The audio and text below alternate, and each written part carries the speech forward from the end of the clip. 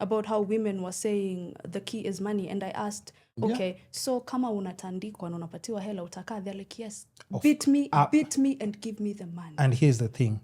Is it a majority of the women who said yes to that, or is it like a small portion? Well, it is a very big portion of women, because again, and isn't that like a choice? Women have been sold the propaganda. You can say, we cannot say, when we talk about, let me take a detour kidogo. No, it's okay. When we talk about like religion, I can't get, are you religious? I don't go to church every day, but I do believe in God. You believe in God, you pray? Yeah. I can't be angry at you because you don't want to see my perspective. And I believe 100% that there's no big daddy in the sky, and all that is just a bunch of lies. It's fiction. But I understand. If I say that to you and you maintain your beliefs, I understand that, because the indoctrination that has gone into getting you to the point where you believe that there's a man in the sky. It started in Sunday school. When you go to school, there's assemblies every day. You're told, pray. If you lie, you're going to the devil. If you know. So this is, and it's so hard to break away from. And if you did not start questioning it back then, you're not going to question it now. Are you atheist as well? I'm not atheist. I just... Or you don't believe in God? Do you pray? No, I set intentions because I believe that I am the great I am. But do you believe there is a higher power? Have you ever been in situations where like just something changed and worked in your favor, and then you're like, I don't even know how that worked out, but I think that's it's maybe pure luck or just something? For me, my life... It hasn't happened in your life? My life has been like a trailer and then the movie. Anything that happens in my life, I can see how it came to be. Yeah, because I get so that... So you said you don't believe in God? I not in the way that you do. Okay. But you believe there's a higher power? Energy? I believe that the higher power is my higher consciousness, my subconscious. Okay, so you do believe there's something that, it's stronger than what meets the eye. There's something that you can't really explain. It's not tangible, but makes things work. It's actually, it's the same thing as what Christians, Muslims, whoever believe in, but it's just that for me, it's not a person. If you asked me who God is, I would say it's everyone, everything. Okay. Because the Bible says God is everywhere. He sees everything. He's present. So how can he be everywhere and he's not here? And why it's so crazy, even if we touch on religion. Yeah. Look at the TikTok pastors that we have now. Right. That's what I'm saying. Now it's even everything is so confusing, because even if you pick to go to religion as a hideout and just like a safety net, look at the pastors that we see online. They're doing the most obnoxious things online. Right. Of course, lie, scam people. So it's not even a direction like a young person can go and even when you're talking about something that's implanted in you as a kid, and you start believing that.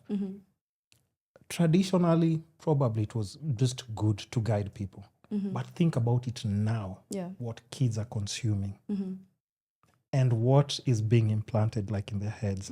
Where are they going to be when they're 10 or 12?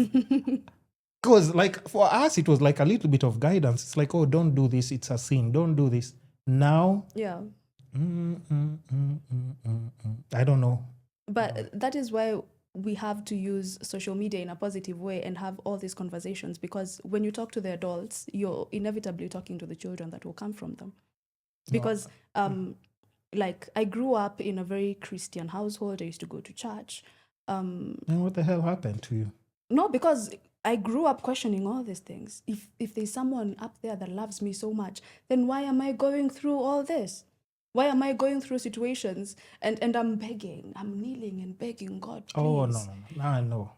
I have a question for you. If you love me so much that you gave your only son. What really happened in between you maybe? Because I know there's something you mentioned online. Maybe you had talked about, but I tried looking for the video and then I was like, okay, this I'd just rather ask her because I don't understand exactly. Because now it makes sense, even when you're talking, you're saying because when I was young and I was trying to pray, where was God? Yeah. to hear my prayers when I really needed him. But what was that traumatic experience? And I also have to ask, because it's something that you've had back and forth with people like online. Yeah. But I just couldn't understand the context. And even like how your best friend Ntazola said... my best friend. Hold on. Hebu, tafadhali kwa hisani yako. Hold on. Okay, so here's a question. There's something, she mentioned something to do with your dad, or you did something you had said online about your dad. And maybe if you can just give me a bit of context to that, just even for the audience to understand what exactly it was. Or if you don't want to talk about it as well, I just didn't find any info about it. Yeah. So I don't know if the videos are down or in different places, but what's the story behind that? Yeah. So because now it makes sense when you're talking about why, and that happens to a lot of people. Yeah. Like when you really do need God to come through for you, and he doesn't, you'll be like, okay, now fuck it by the cause. Why did I have to go? Yeah. Right. Yeah. So I cannot talk about it a lot. What I can say, I made a series online about abuse that I faced at home. It wasn't rape, but I think we can say it was sexual abuse of some sort, because someone did cause me to see their private areas, and that is not supposed to happen in the home. I mean, yeah, but there was a relative. Yes, someone in my nuclear family. But when I posted the series, I got messages that were very threatening, because again, and that is another reason why I don't know. It's so hard for people who have gone through sexual assault, sexual abuse to come out, because if I come out with my story, I'm told you're bordering on defamation unless you can prove what you're saying. But in this case, are you talking about your dad or no? Well, I am. You're talking about your dad? Yes. He's the one who did that? Who caused me to see his parts? Yes. Okay. Yeah, but you cannot talk about this openly, because when you do, this person can very well take you to court and claim for defamation. A parent can't do that, really, can they? Okay, I wouldn't know. The context of my family, it's that I think we should talk about doing like an episode about my family, like. Yeah, but I need to do. They're going to take you to court, and then my podcast is wiped out from YouTube.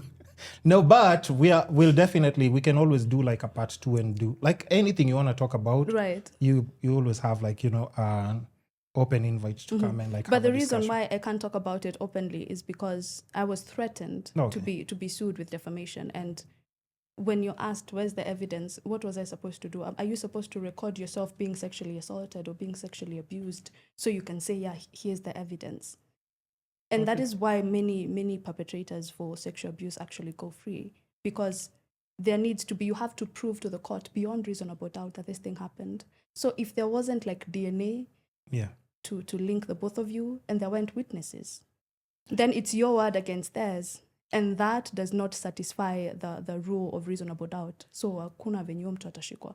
People like to say eti watu wanawekelewa wanafungwa. No. Yeah, for you, mtu anaweza kuwa amekelewa, lakini kama amekelewa na akafungwa, it means whoever, the prosecutor and the other, it was the magistrate, the judge was convinced beyond reasonable doubt that this man did whatever. Yeah. And I think also had this discussion with Mishi on the last episode I did with her. And I was telling her like about like, the Sonko daughter situation and stuff. And I was just trying to tell her like, yes, I understand how people can be outraged online. But also now like when you get to court, it's a perfect example of how like, you're saying it. Yeah. I was telling her like, it doesn't matter what somebody has done. If they go to court, you know how like they always ask like, okay, what's his side of the story? Yeah. They will always ask. And that person can choose to admit. Yeah. Or actually lie or deny. And that's what the court is there for. Yeah. To actually determine who's actually telling the truth. And lawyers come in, evidence here, evidence there. But now it's unfortunate for a kid who's gone through that, because like through past experiences, how are they able to actually like say actually it happened and for them to be believed, especially if it happened like when you're very young, and then now it's past, like, I don't know if it's past statute of limitation, like those number of years that it takes before, like, something is considered. I don't think there's a statute of limitation for assault cases. I know they say there isn't. There is? Oh. There isn't. They say there isn't. Yeah. But if somebody was, like, let's say 5 years old. You're victimized as well. Why did you come out sooner? Yeah. So, like, if you report it, probably, like, now, once you have a husband, you have kids, and then you're telling about a traumatic experience. Yeah.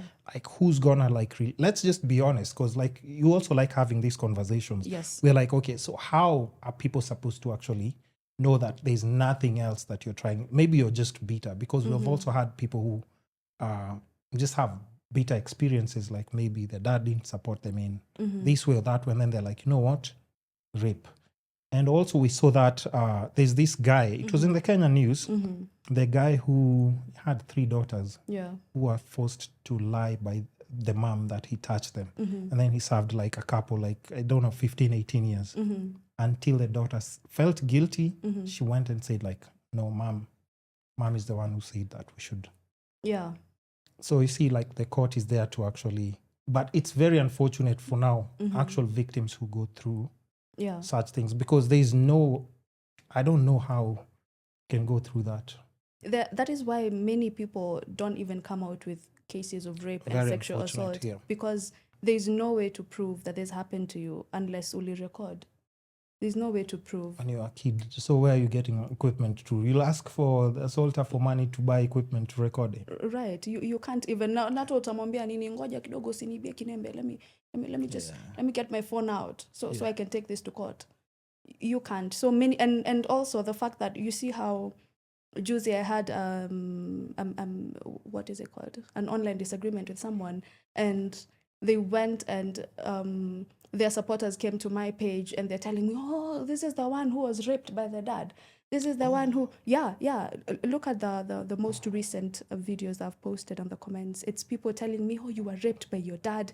You go deal with your dad. Don't talk to us. Hold on. And whatnot. And it's like, this is why people don't come out with such things. Because apparently, sasa mimi, ilikuwa fault yangu. But also, I also want to ask you this. Yeah. And you also, like, just, take your time and answer it. Nothing crazy. When you go to those comment section, the people who are writing these comments, are they men or women?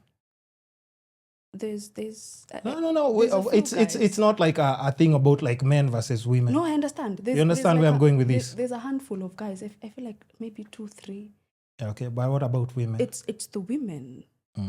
It's the women. It's the women who are telling me, kwanza, there's one who said something so graphic, like that one must be watching the stepdaddy videos on wherever, because it was just, and I was like, okay, so, and you see, that's why you can't say that girl is my bestie.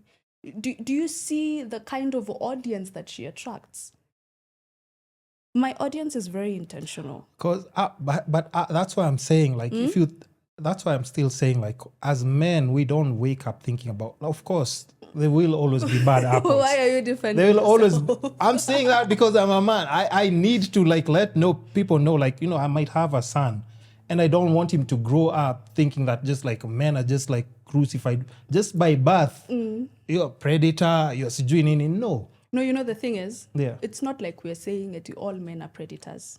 Of course. Okay? Yeah. Lakini, we can talk about men being predators. True, 100%. Because when we look at our adolescent statistics, apparently over 60% of our adolescents have been sexually assaulted. 60% of men or women? Sorry? Men, men get abused as well, right? Yes, I'm asking. 60% of, like, adolescent children, both men and women, they've been assaulted by adult men mostly. We see cases every day online. That's true. Watoto wameuliwa, watoto wamepatikana wamepotea, That's like some of it's so weird when people look at toddlers that way, because and even at times when I try and want to say, like, men are doing the right thing, there are things I wouldn't, like, really know how to explain as a man. Because like, let's say even a daughter came to me and told me like, somebody was trying to do this. Yeah. Like, how am I supposed to explain to her like,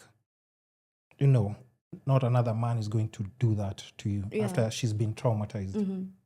And now, God forbid, like even for your case, if it comes from somebody who's close to you, who are you supposed to run to?